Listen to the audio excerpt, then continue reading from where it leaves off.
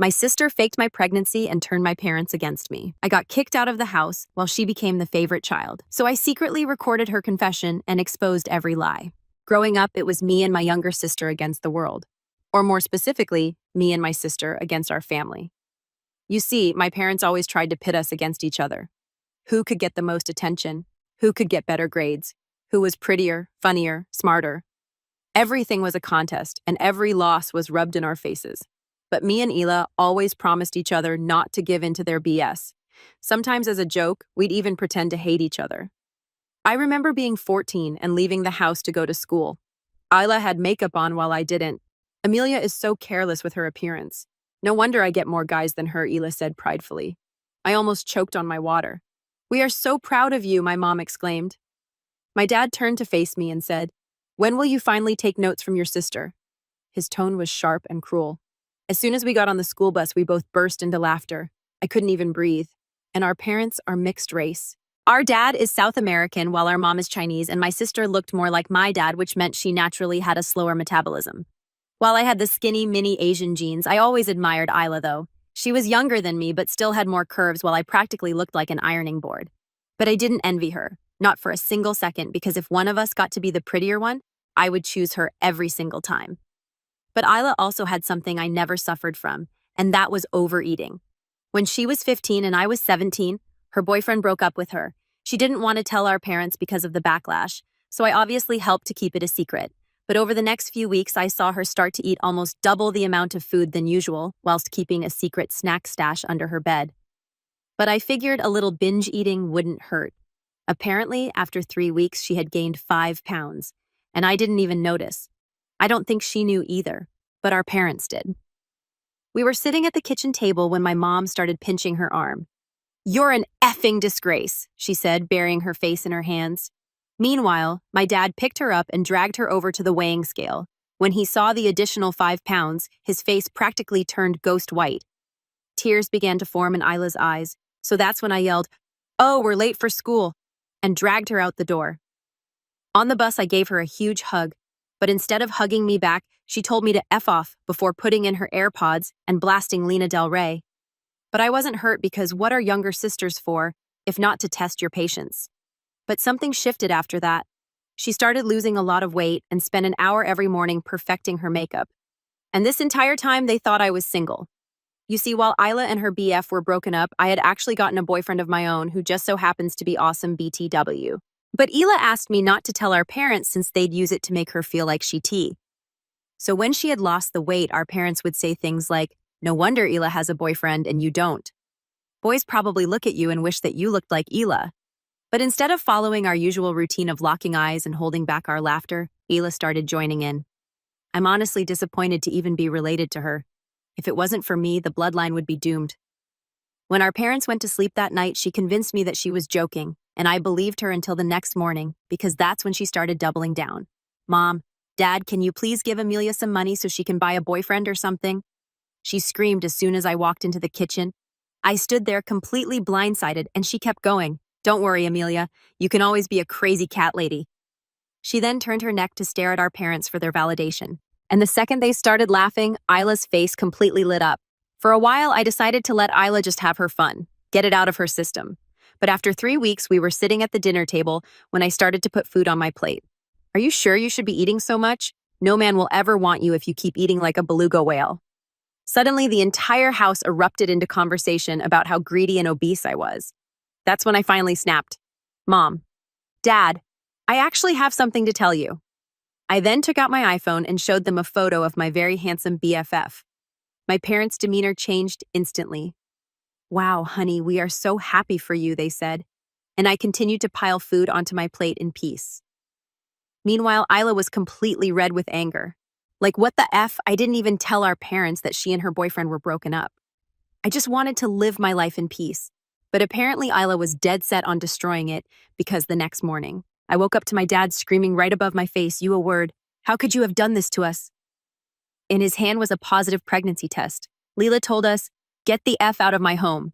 "That's not mine," I said immediately. "I've never even taken a pregnancy test."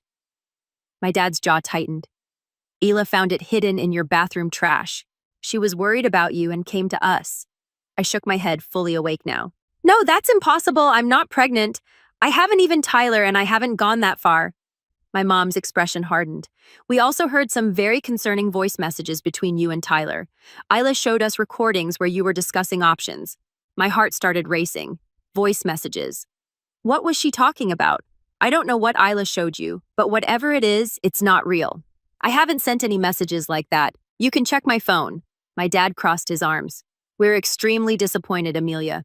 We raised you better than this, until you're ready to be honest with us. We think you should stay with a friend. We need some time to figure out how to handle this situation. I couldn't believe what I was hearing. They were asking me to leave over something I didn't do. Dad, Mom, please. This is crazy. I'm not pregnant. Isla is making this up. My mom's eyes filled with tears.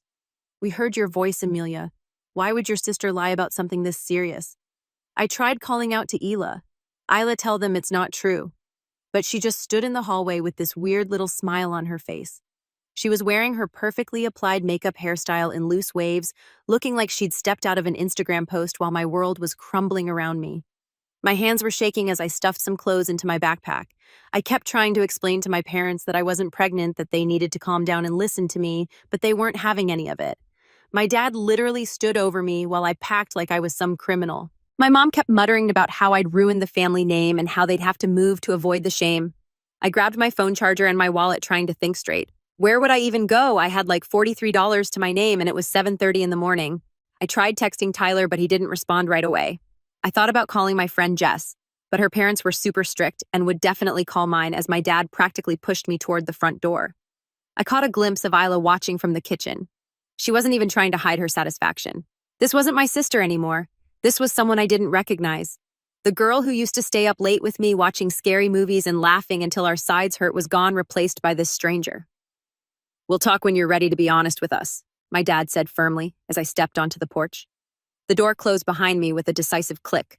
Not quite a slam, but final nonetheless. I stood there for a minute, completely shell-shocked. Our neighbor, Mrs. Patel, was watering her plants and staring at me with wide eyes. Great, just what I needed. An audience for my public humiliation. I started walking down the street, no destination in mind. The morning was chilly, and I realized I hadn't even grabbed a proper jacket. My phone buzzed.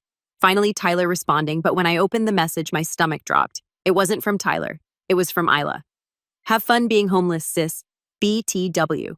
I took care of your boyfriend's situation too. Don't bother calling him. What did that even mean? I immediately tried calling Tyler, but it went straight to voicemail.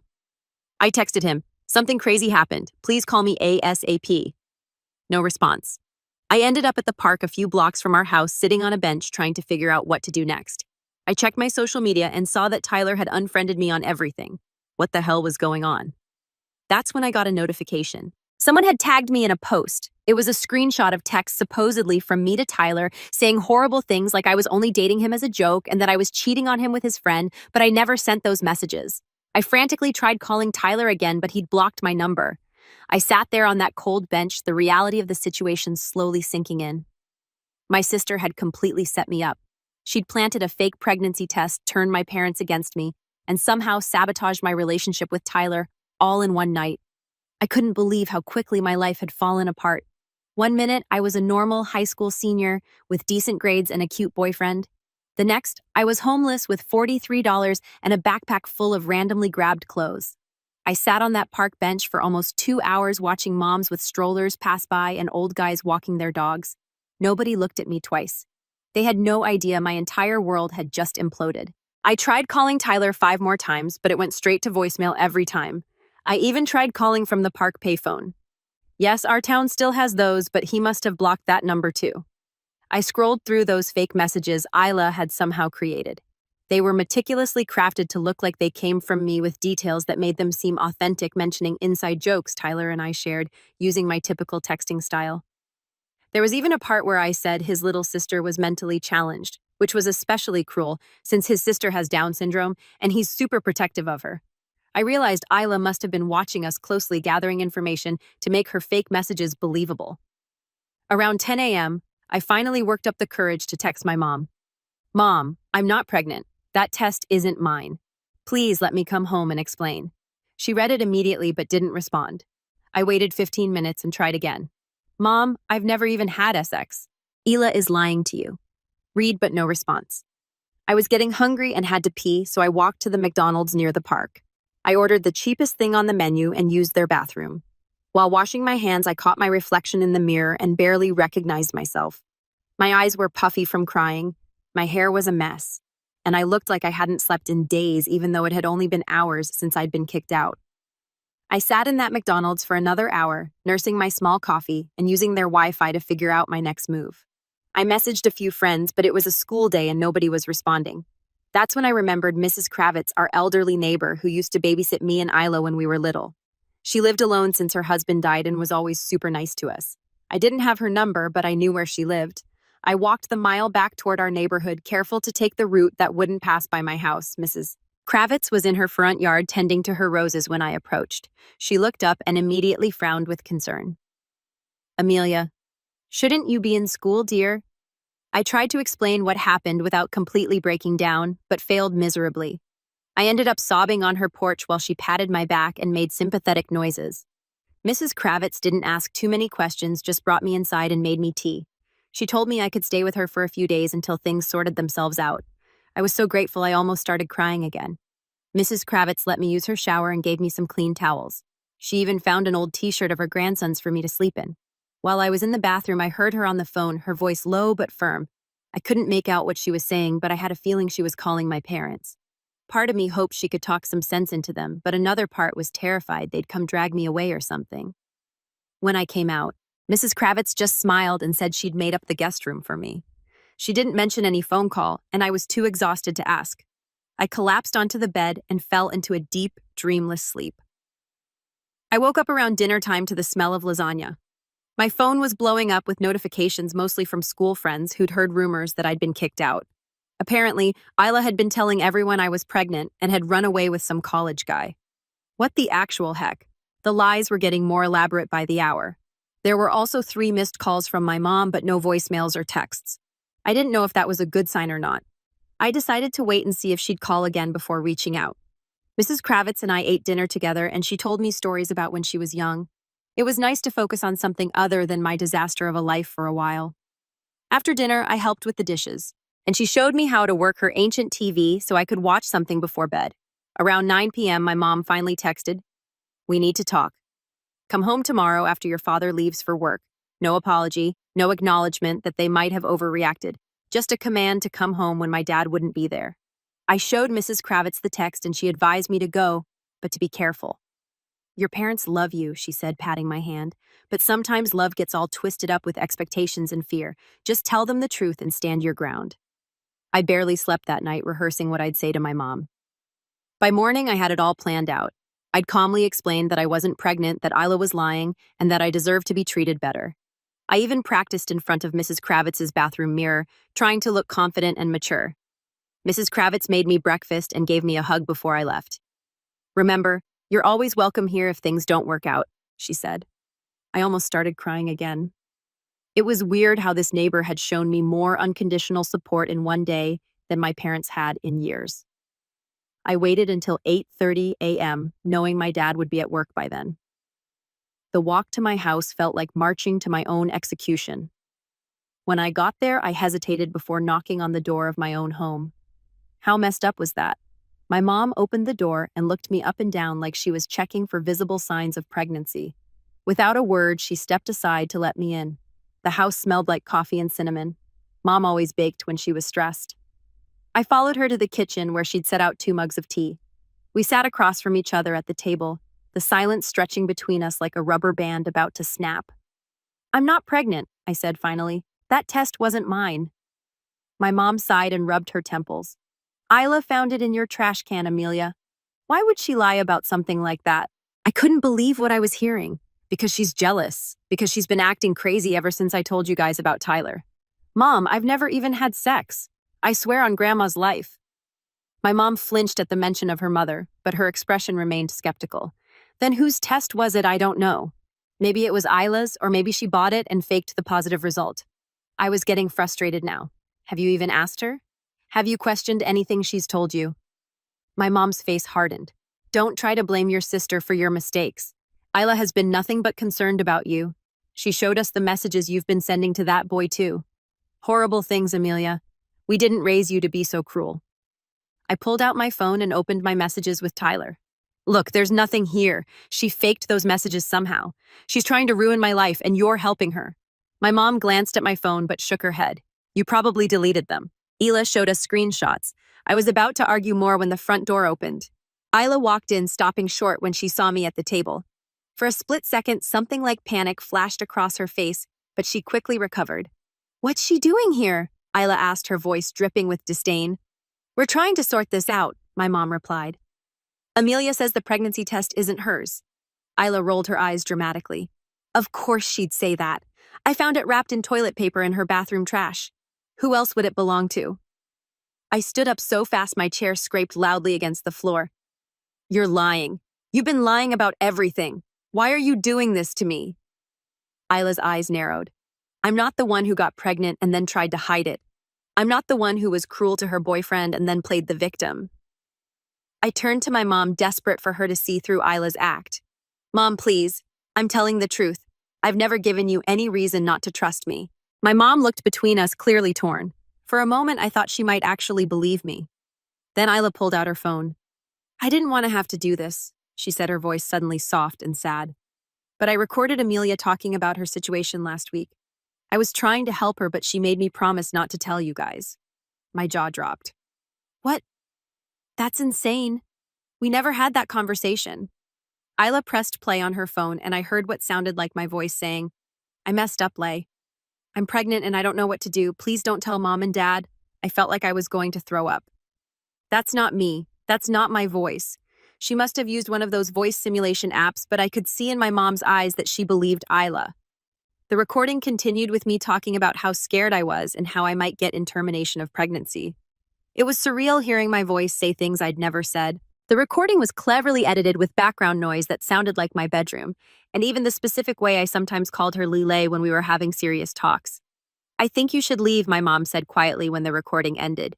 Your father and I need time to process this. I couldn't believe what was happening. Mom, that recording is fake. Isla is manipulating all of you. Why can't you see that? My mom stood up, her face hard. Enough, Amelia. You can stay with whoever you were with last night. We'll contact you when we're ready to talk again. I looked at Isla, who was watching me with this weird, satisfied smile. In that moment, I hated her. Actually, legitimately hated my own sister. I grabbed my backpack and stormed out, slamming the door behind me. I walked aimlessly for a while, trying to make sense of what had just happened.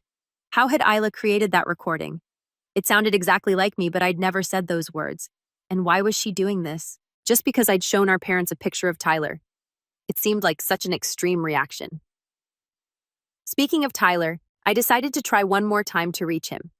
I found a bench at a bus stop and called his number, not expecting him to pick up. But to my surprise, he did. What do you want? His voice was cold, nothing like the warm, friendly Tyler I knew. Tyler, please listen to me. I didn't send those messages. My sister created fake screenshots or something. I would never say those things about you or your sister. He was quiet for a moment. How do I know you're telling the truth? Those messages looked exactly like they came from your number. I took a deep breath. Because you know me. Tyler, we've been dating for 2 months. Have I ever said anything mean about your sister? Have I ever been cruel to you or anyone else? Please, just meet me somewhere so we can talk in person. After what felt like forever. He sighed. Fine. I'll meet you at the library in an hour. But if you're lying to me, Amelia, we're done for good. I agreed and hung up, feeling a tiny spark of hope for the first time since this nightmare began. If I could convince Tyler of the truth, maybe I could start unraveling Isla's web of lies. I headed to the library, stopping at a convenience store to buy a granola bar with some of my dwindling cash. I needed to figure out a more sustainable plan if my parents weren't going to let me come home anytime soon. Tyler was already at the library when I arrived, sitting at a table near the back with his arms crossed. He looked up when I approached, his expression guarded. I sat down across from him and launched into my explanation. I told him everything about my parents' favoritism, about Isla's recent behavior changes, about the fake pregnancy test, and being kicked out. I showed him my actual text messages, which contained none of the cruel things he'd seen in those screenshots. I think she must have created a fake account with my name and picture, I explained. Or maybe she used one of those apps that lets you fake text conversations. I don't know how she did it, but I swear, Tyler, I would never say those things. Tyler listened without interrupting, his expression gradually softening. When I finished, he pulled out his phone and showed me the screenshots Isla had sent him. These came from a number I didn't recognize, he said. The person said they were your friend and that I should know what you were saying behind my back.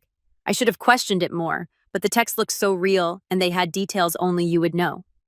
I looked at the screenshots more carefully.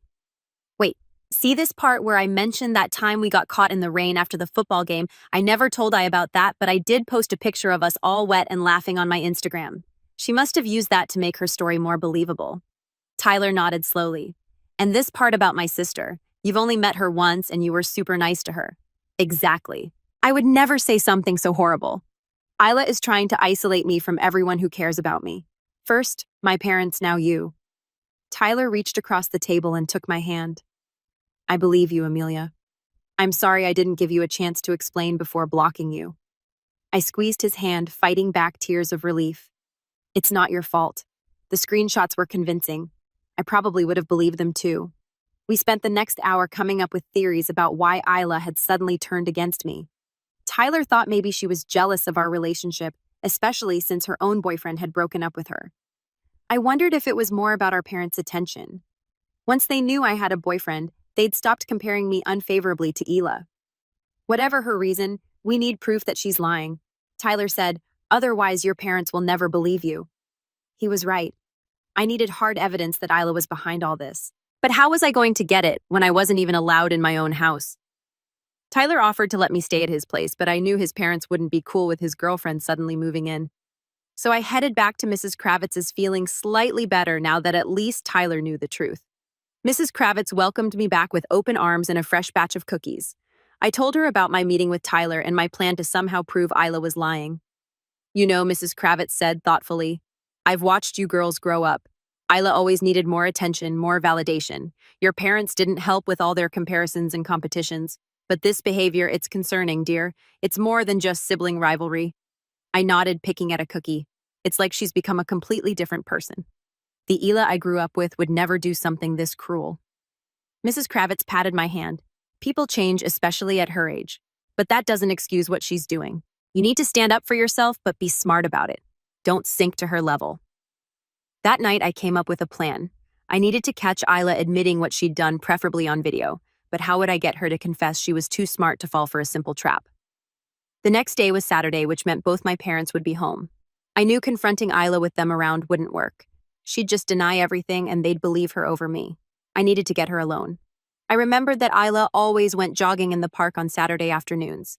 It was part of her new fitness routine since the weight gain incident. If I could intercept her there away from our parents, maybe I could get her to talk. I told Mrs. Kravitz my plan and she insisted on driving me to the park. I'll wait in the car, she said. If anything goes wrong, you come straight back. Understand, I promised I would. And set up the voice recording app on my phone. It wasn't ideal, video would be better, but it was all I had. I tucked my phone into my jacket pocket, making sure the microphone wasn't covered. Sure enough, around 2 p.m., Isla showed up at the park in her running clothes. I waited until she was on the far side of the jogging path, away from other people, before approaching her. Isla, I called out. She stopped running and turned, her eyes widening when she saw me.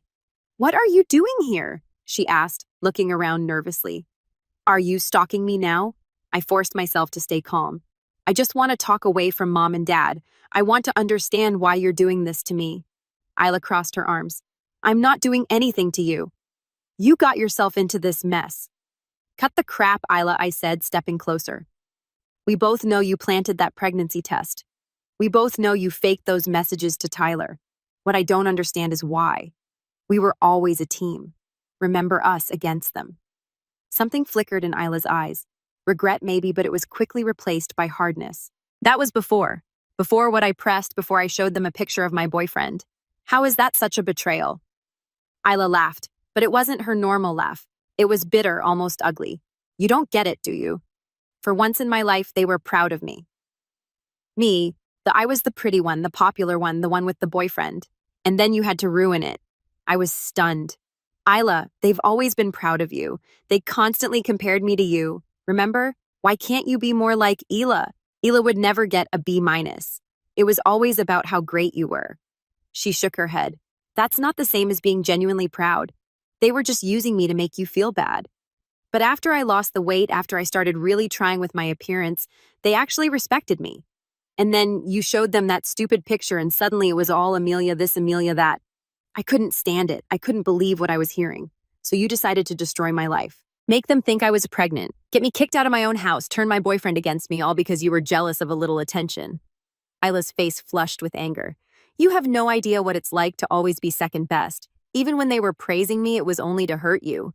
Never because they actually thought I was special. At least now they see you for who you really are. And who is that Ela, a pregnant teenager? A cruel girlfriend? Because none of that is true and you know it. She stepped closer, her voice dropping to a harsh whisper. What I know is that for once I'm the good daughter. I'm the one they trust, and I'm not going to let you take that away from me. I felt sick to my stomach. This person in front of me wasn't my sister anymore. She was someone consumed by jealousy and insecurity, willing to hurt anyone who threatened her position. You know they'll find out eventually, I said quietly. Lies always come to light. Isla smirked. Not if there's no one around to expose them. Stay away from my family, Amelia. You're not welcome anymore. With that, she turned and jogged away, leaving me standing there with my heart pounding. I waited until she was out of sight before stopping the recording on my phone. My hands were shaking as I played it back, praying it had captured our conversation clearly. It had every word, including Ela's admission that she knew I wasn't pregnant and that she'd faked the messages to Tyler. It wasn't a full confession of planting the test, but it was enough to cast serious doubt on her story. I hurried back to Mrs. Kravitz's car and showed her the recording. She listened with a grave expression. Oh dear, she said when it finished. Your sister needs help, Amelia. This isn't normal behavior. I nodded, still processing Isla's words. I need to show this to my parents. They have to know what she's doing. Mrs. Kravitz agreed to drive me home. On the way, I texted Tyler to update him. He offered to come with me for support, but I told him this was something I needed to do alone. When we pulled up to my house, I saw both my parents' cars in the driveway. My stomach knotted with anxiety, but I was determined to make them hear the truth. Mrs. Kravitz squeezed my hand. Remember, stay calm and let the evidence speak for itself. I'll wait here in case you need a quick exit. I thanked her and walked up to the front door, my phone clutched tightly in my hand. This was it, the moment of truth. I took a deep breath and knocked on the door of my own home, ready to reclaim my life from Ela's web of lies. My mom opened the door, looking surprised to see me. She started to say something about how I shouldn't be there, but I cut her off. Mom, I have proof that Isla's been lying about everything I said, trying to keep my voice steady. Please just listen for 5 minutes. She hesitated, then stepped aside to let me in. My dad was sitting in the living room watching TV. He looked up when I walked in, his face immediately hardening. What is she doing here? He asked my mom like I wasn't even standing right there. She says she has proof about something, my mom replied, sounding tired. Let's just hear her out. I stood in the middle of the living room, feeling like I was on trial. My hands were shaking as I pulled out my phone. I recorded a conversation with Isla at the park today. You need to hear this.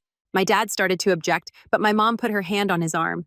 5 minutes, like I promised. I pressed play on the recording as Isla's voice filled the room, admitting she knew I wasn't pregnant and had faked messages to Tyler. My parents' expressions changed from skepticism to confusion to shock. My dad's face turned red with anger, but I couldn't tell if it was directed at me or Isla. When the recording ended, there was complete silence in the room. I waited, my heart pounding so hard I could feel it in my throat. Where is your sister? My dad finally asked, his voice dangerously quiet. I don't know, I replied. She was jogging at the park when I talked to her. My mom had her hand over her mouth, tears in her eyes. I don't understand. Why would she do this? I explained everything. How Isla had been jealous of the attention I got when I showed them Tyler's picture. How she'd been acting different ever since the weight gain incident. How she'd systematically tried to isolate me from everyone who cared about me. She wanted to be the favorite, I said, and she was willing to destroy me to make that happen. My parents exchanged looks that I couldn't quite read. My dad stood up abruptly and grabbed his car keys. I'm going to find her, he said. She needs to explain herself. After he left, my mom and I sat in awkward silence. I could tell she was processing everything, trying to reconcile the daughter she thought she knew with the person on that recording. I'm sorry, she finally said, her voice barely above a whisper. We should have listened to you. I nodded, not trusting myself to speak without crying. Part of me wanted to scream at her for believing Isla so easily, for kicking me out without even giving me a chance to defend myself. But another part just wanted my mom to hug me and tell me everything would be okay. She did neither. Instead, she asked practical questions about where I'd been staying and if I was okay. I told her about Mrs. Kravitz, and she seemed relieved I hadn't been sleeping on the streets or something. You can come home now, she said, like she was doing me some huge favor. We'll sort this all out when your father brings Isla back. I texted Mrs. Kravitz to let her know I was staying, then went up to my room. It was exactly as I'd left it, which felt weird somehow, like the room should have changed because I had. I lay on my bed staring at the ceiling, waiting for the inevitable confrontation. About an hour later, I heard the front door open and my dad's voice followed by Isla's. I took a deep breath and went downstairs. Isla was sitting on the couch looking like a cornered animal. When she saw me, her eyes narrowed with hatred. My parents stood on either side of the room, creating this weird triangle of tension. Play the recording, my dad told me, his voice flat. I did. Isla's face went through a series of emotions as her own voice betrayed her. Surprise, anger, calculation, and finally defeat. When it ended, she didn't try to deny it. She just stared at the floor. Explain yourself, my dad demanded. Isla looked up, her eyes red but dry. What's there to explain? You heard it all. I wanted to be the favorite for once. Is that so terrible? My mom made a choked sound. You got your sister thrown out of the house. You made us believe she was pregnant. How could you do something so cruel? Isla's face hardened. You're the ones who taught us that being the favorite was everything, who got better grades, who looked prettier, who had more friends. It was always a competition with you two as the judges. Well, I finally won, and it felt good. My parents looked stunned, like they'd never considered how their behavior had affected us. I almost felt bad for them. Almost. That doesn't excuse what you did, my dad said. But his voice had lost some of its edge. I know, Ella replied, and for a second I saw a flash of the sister I used to know. I went too far, but I'm not the only one who messed up here. She was right, and we all knew it. My parents had created this toxic environment where we felt like we had to compete for their love. I had enabled it by playing along with our us against them games instead of confronting the real problem. So what happens now, I asked, looking around at my fractured family. My dad sighed heavily. Now we try to fix this mess. All of us. The next few days were awkward as hell. My parents insisted we all go to family counseling, which was about as fun as it sounds.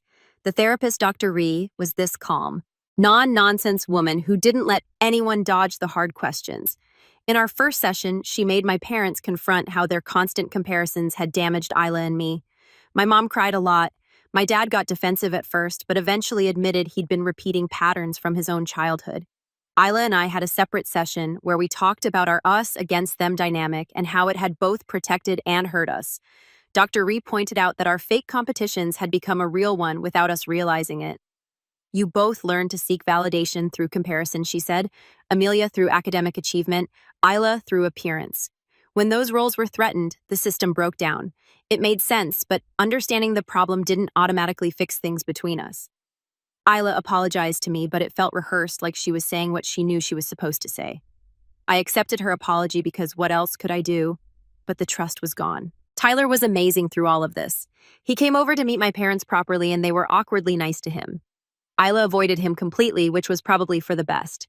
He told me later that he thought my whole family was kind of nuts, but he liked me enough to deal with it. I couldn't really argue with his assessment. The hardest part was rebuilding my relationship with Ela. We'd gone from being best friends and allies to complete strangers. Sometimes I'd catch her looking at me with this mix of resentment and regret that broke my heart. Other times, she'd make an effort asking about my day or offering to do my hair like she used to, and I'd see glimpses of my sister coming back. About a month after everything went down, Isla knocked on my bedroom door one night. I was surprised. We'd been carefully avoiding being alone together. Can we talk? She asked, hovering in the doorway. I nodded and moved over so she could sit on the bed. She looked nervous, picking at her nail polish like she used to do when we were kids. I've been thinking a lot about why I did what I did, she said slowly. And it wasn't just about Mom and Dad's attention. It was about you, too. I waited, not sure where this was going. You've always been so confident, she continued. Even when they were comparing us, you never seemed to care that much. You just did your own thing. I always needed their approval more than you did, and I hated myself for it. I was surprised by her insight. I cared. I told her I just got better at hiding it. She nodded. I know that now, but back then I thought you were just naturally stronger than me. And when you showed them that picture of Tyler and they were suddenly all proud of you for having a boyfriend, something in me just snapped. It was like the one area where I thought I was winning suddenly didn't matter anymore. It was never a real competition, Lele, I said, using her old nickname without thinking. That was the whole point of our game, remember? To make fun of how stupid their comparisons were. I know, but somewhere along the way I started believing them. She looked up at me, her eyes wet. I'm really sorry, Amelia, not just for what I did, but for betraying us. We were supposed to be a team. This time her apology felt real. I still didn't fully trust her, but I could see she was genuinely trying to understand her actions and make amends. It's going to take time, I told her honestly. But I think we can get back to being sisters again. Real sisters, not fake enemies or fake allies. She smiled a little at that. I'd like that. We didn't hug or anything dramatic like that, but something shifted between us that night. A first step toward healing. Our parents were trying too in their own way. They stopped making comparisons, at least out loud. My dad started asking about my interests instead of just my grades. My mom made an effort to compliment both of us equally. It was awkward and obvious, but I appreciated the effort. Dr. Ree said healing would take time, and she was right. There were good days and bad days. Sometimes Isla would get that jealous look in her eyes when I mentioned Tyler, or when our parents asked about my college applications. Sometimes I'd catch myself being unnecessarily cold to her, still punishing her for what she'd done. But slowly things got better. We developed new ways of interacting that didn't involve pretending or competing. I helped Isla study for her SATs without making it a big deal. She helped me pick out an outfit for prom without any backhanded compliments. By the time I left for college that fall, we weren't best friends again, but we were sisters, real ones. When I hugged her goodbye, she whispered, "I'm proud of you, sis, for real this time." And I believed her. Looking back now from my sophomore year of college, I can see how that whole mess actually forced us to confront issues our family had been avoiding for years. My relationship with my parents isn't perfect, but it's more honest. Isla and I text almost every day, sharing memes and updates without the old undercurrent of competition. She's applying to colleges now, including mine, though I'm not sure how I feel about that yet. Tyler and I are still together, somehow surviving the long-distance thing. He's coming to visit next weekend, and I'm thinking about introducing him to my new friends. I still have Mrs. Kravitz's number in my phone. I call her sometimes just to check in. She always asks about Isla, and I always have something positive to tell her. Small steps, but real ones. The other day, Ela sent me a selfie of her wearing no makeup with the caption, "Guess what's still pretty?" It made me smile, not because of how she looked, but because she's finally starting to see herself through her own eyes instead of our parents'. And that's worth more than being the favorite ever be.